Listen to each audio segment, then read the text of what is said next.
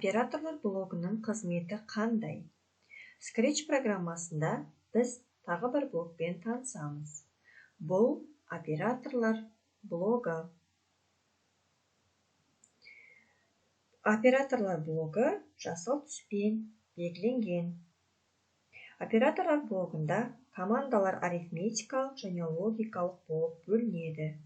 Арифметикалық операторлар қарапайым математикалық амалдарды орындау үшін қолданылады.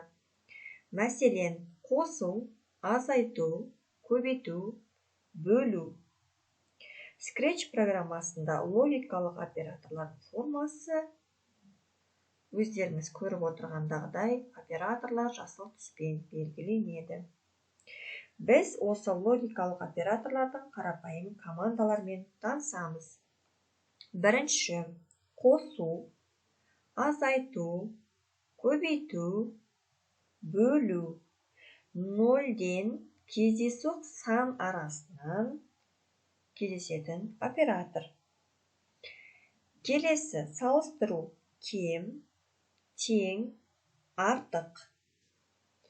Келесі блоктар және, немесе, емес. Бұл үш блоктың қызметі. Бұл блоктар кіріс терезесінен тұрады. Онда салыстыру кірпіштерін кірістіруге болады. Келесі, hello world, біріктіру, сөздердің бірігуі.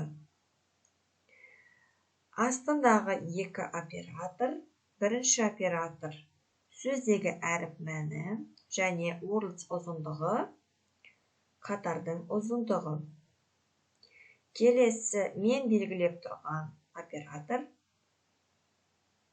Бұл оператор қалдықты алу.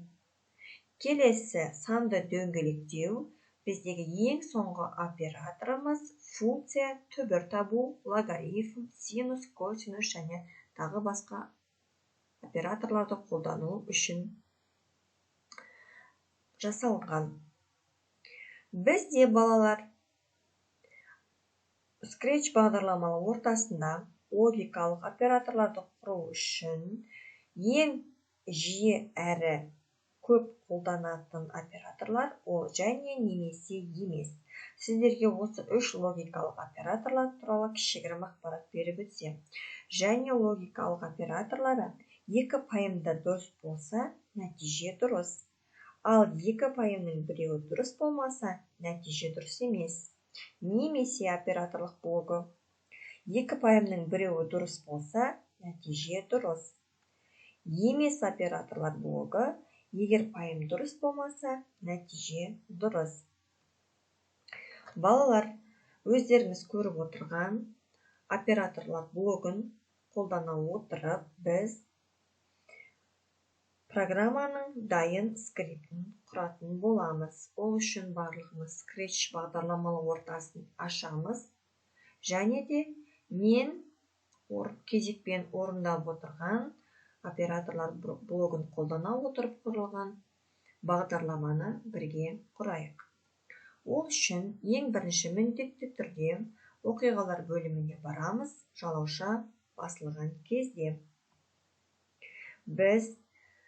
Біздің отанымыздың астанасы қалай аталады атты программаның скриптін бірге құратын боламыз. Ол үшін жалауша басылған кезде блогын ортамызға, бағдарламалы ортасына қойдық. Келесі, сенсорлар бөліміндегі сұрау және күту блогын жалауша басылған кезде блогының астына апарамыз. Және де бұл жерге біз сіздермен біздің отанымыздың астанасы қалай аталады деген сұрақты жазамыз. Одан кейін біз басқару блогына барып, егер онда блогын таңдаймыз. Және де осы егер онда блогының ортасында біз операторлар блогын қолдана отырып, теңдік операторлық блогын таңдаймыз. Яғни,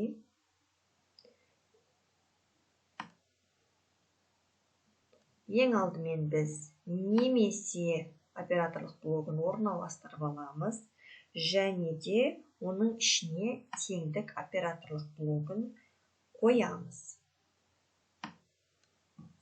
Бірінші немесе операторлық блогын орналастырамыз, және де теңдік операторлық блогын біз операторлар блоктың ішіне орналастырамыз. Және де осы жерге сенсорлар бөліміндегі жауап деген нұсқаны қоямыз. Және де екінші бөліміне Алматы деп жазамыз. Сол сияқты жауап бөлімін немесе операторлар блогына орналастырамыз, және де екінші жағына Астана деп жазамыз.